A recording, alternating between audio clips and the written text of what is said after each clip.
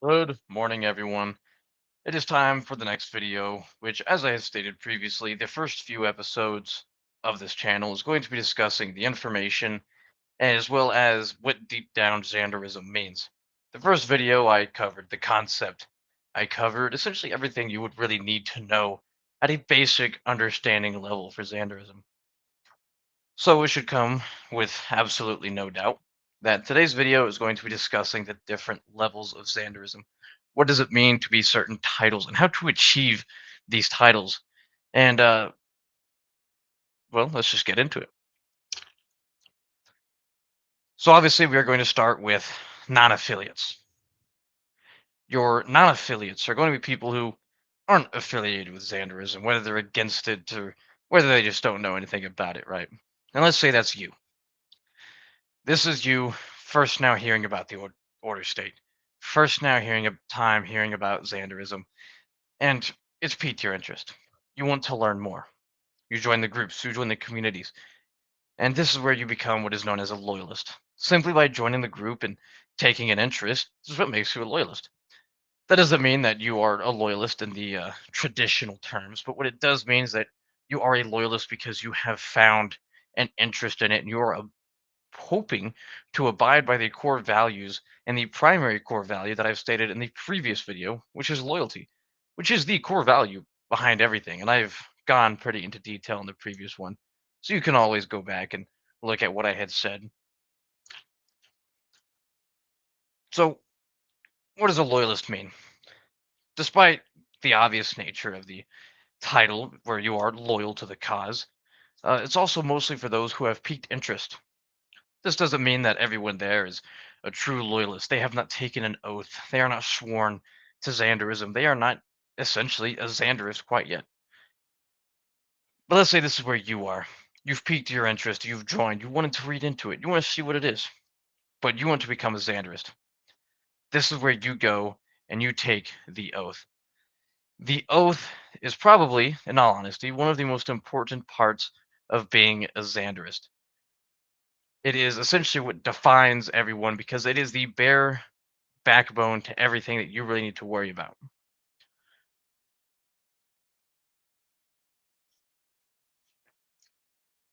So the oath goes like this: that you swear as a steadfast loyalist of Alexander. Hint the part loyalist, right? This is where when you take this oath and you become a Xandrist, this is when you become a true loyalist. You are a true patriot to the cause. You are saying that you are swearing that steadfast loyalty. And then the next line says, with dedication as a proclaimed Octavian. And it keeps going to say, to serve and declare sincere loyalty, to obey every lawful order given, to educate all newcomers on Octavium, to master the lore of Alexander, to uphold my role in service under this oath, and my duty for Octavium, and under our great leader, Alexander. I therefore vow to commit to this oath, and if I am to ever break this sworn oath, then I will accept the consequences of my failure. Ave Alexander, Ave Octavium. What this oath means, when you become a true Xanderist, that is what this oath makes you. It is what makes you a Xanderist. You are no longer just an average loyalist. You are no longer just an average person who doesn't know anything about it. By the time you take this oath, you know a little bit about what you are getting into. You have a good and deepened understanding of everything that is going on. This oath is you saying that you understand it. You know that when you serve in the Octavium, that you have an understanding of Octavian, that you are there to serve the community and the nation. And when it comes to mastering the lore of Alexander, you are swearing that you will deepen your knowledge. You will go through the academy. You will learn everything you need to know and to learn about Alexander to be a true Xanderist. So once you take this oath, as I had stated, this is what makes you a true Xanderist. However, of course, that is not the end. And now here you are as a Xanderist, but you want to progress. You want to go further. The next step is to obviously become a senior Xanderist, as it is called. Becoming a senior Xanderist isn't just cut and dry, but at the same time, it is pretty simple. All you really need to do is attend a Phase 1 class within the Academy where trained instructors who have deep in knowledge about Xanderism and have been a part of this community for at least a very good, decent amount of time and truly know what they're talking about and discussing, that is where you get to these people. And you are going to go through a class. You'll be taught. You'll be given information. By the time you make senior Xanderist, you are a bit more bound to the oath you had previously taken just to become a Xanderist. You truly understand what the oath mean by this time, and you have a good understanding of where you are going as a senior Xanderist. And once you pass the phase as a senior Xanderist, what that means to you is that you are at a point where you are doing higher and you are doing better and you are going further than others. But it is not the end. You have not made it. You are not at the end. You are not done yet. Senior Xanders are typically those that will hold lesser junior officer grade loyalty and rank positions within the order state. However, you don't have to be a junior officer to be a senior Xanderist. There is nothing stopping you from taking this Phase 1 class. You can do it simply as an initiate. You can do it simply anywhere you really want to, really, honestly. But of course, that is where you are now. You are now a senior Xanderist. You truly understand the oath you have taken, and you are starting to actively enact that oath under the master of the lore of Alexander. And as a senior, it is also your job, according to the oath, to educate all of the newcomers. Of course, as solely a senior, you're probably not going to be the best. You're not going to be top tier at it. You're still so much more to learn. By the time you, as a senior Xanderist, feel maybe you have the knowledge, maybe you know what comes next, maybe you know what to do to progress further. Maybe you believe it is time you went on and you completed your second phase of this academy. The second phase is what you need to do if you want to progress to the next stage. And that next stage is simply going to be Master Xanderist. Becoming a Master Xanderist does not necessarily mean you have mastered all of Xanderism. What this means as Master Xanderist is that you have mastered the basics. Everything you have learned within phase one you have known and you truly understand to a very good concept, and you have mastered at succeeding within the oath you have taken, and you have mastered the loyalty that is expected of a loyalist. So, as a Master Xanderist, this is typically where most people will hold more field grade officer positions, somewhere in between there, between century leaders and others. Maybe not exactly century leaders, but within that little field grade officer area. Now, as a master Xanderist, as I've said, this does not mean that you are a master in Xanderism. You still have a long ladder to climb. You still have a lot to do.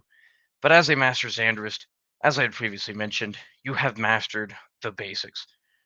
By this point, you can truly defend Alexander. You can truly argue about Xanderism with those who are not loyal and are anti-Xanderist, because by this point, you know what you are talking about. By this point, it should be pretty hard for you to go out and accidentally slander Xanderism. We all know that there are people who go out there and try to defend their beliefs, and then they end up saying the wrong thing. By this point, that shouldn't happen. You have mastered the basics, so you know really all that you need to talk about. But what's the next step? Next step is obviously going to be veteran Xanderists. Veteran Xanderists are those that just because they have the name veteran doesn't mean they're a are true veteran. True veterans would be those who have been here for a very long time. Veteran doesn't necessarily mean old guard, and it doesn't necessarily mean someone who's retired or any of those terms. What veteran Xanderist means is that you are a veteran of Xanderism. You have mastered what would normally take a long time to get to. You have mastered the mastery of Xanderism that master Xanderists are expected to perform. You are at a standard where you are now leading master Xanderist.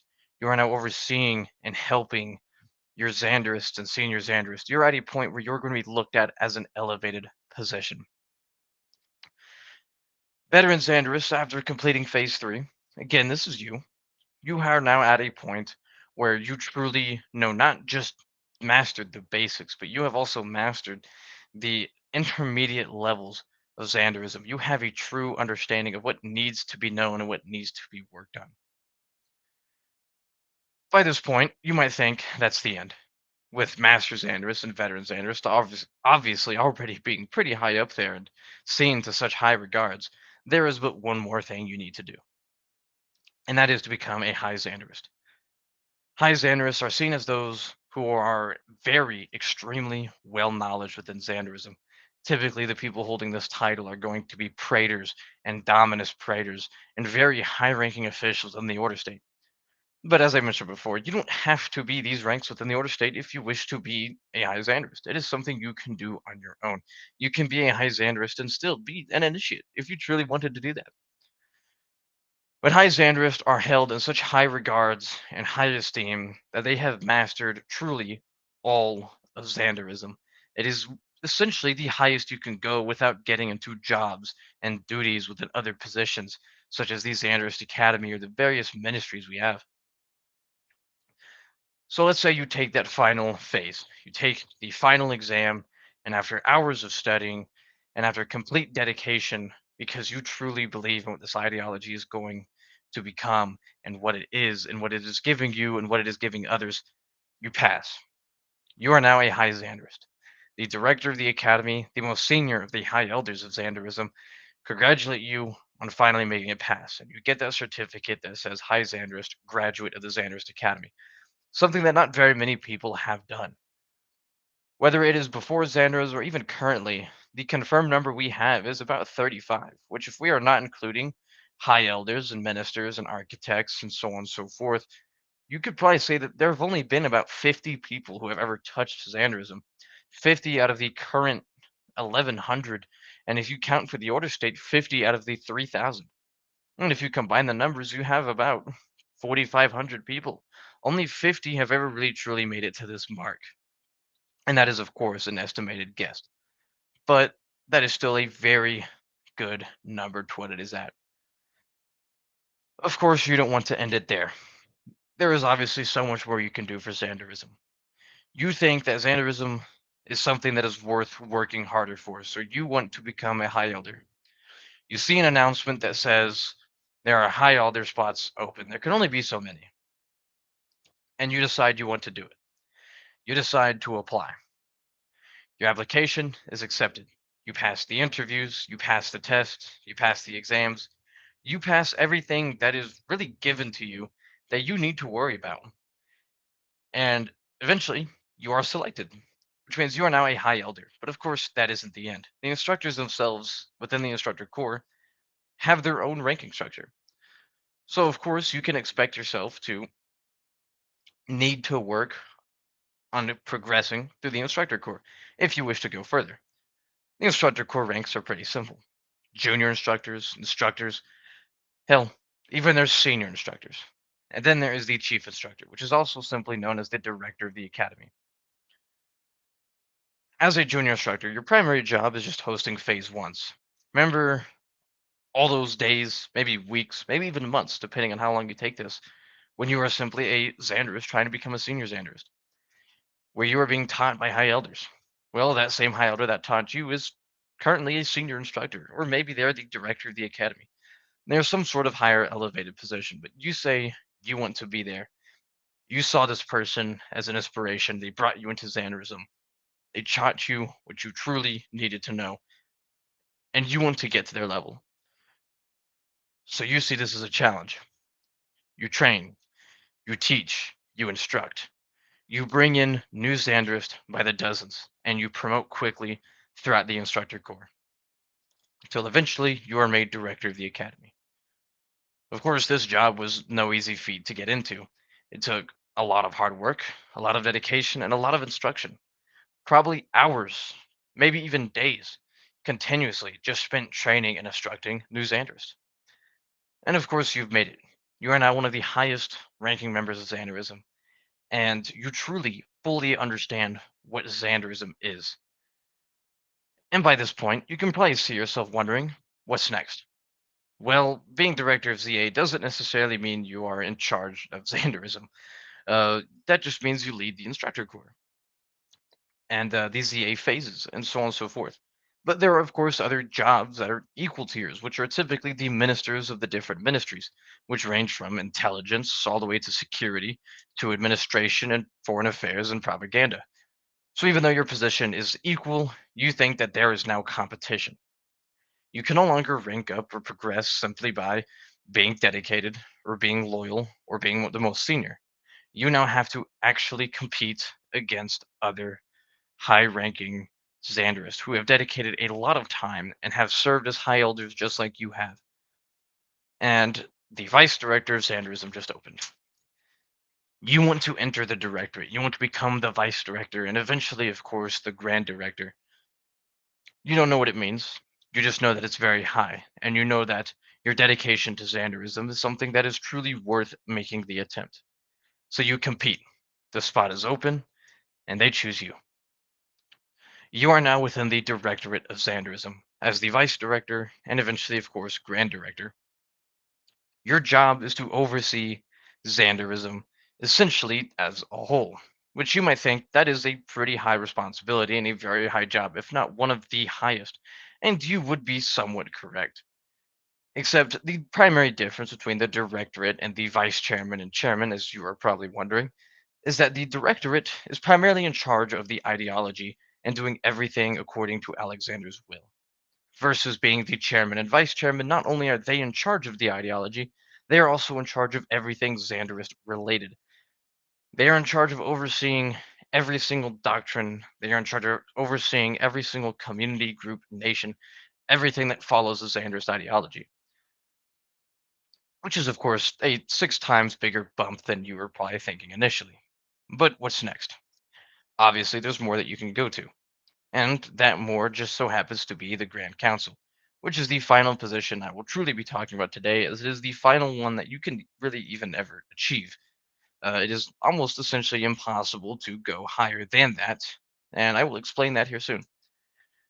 So, what is the Grand Council? Well, according to Xanerism, as I have also discussed within the previous video, the Grand Council is the primary force in charge of maintaining and running Xanderism and the Order State and everything else tied into it outside of Alexander. They are responsible for maintaining and making decisions about Xanderism that the director and vice director and high elders and ministers could never make. These people are the true loyalists. They are the true Xanderists. They are what the epitome of Xanderism is. They have known Alexander for a very long time. They worked closely with him, and these are people that essentially helped establish Xanderism to what it is today. With that being done, and with that being said, I would like to end this by saying Ave Octavium, Ave Alexander, Ave Christus Rex.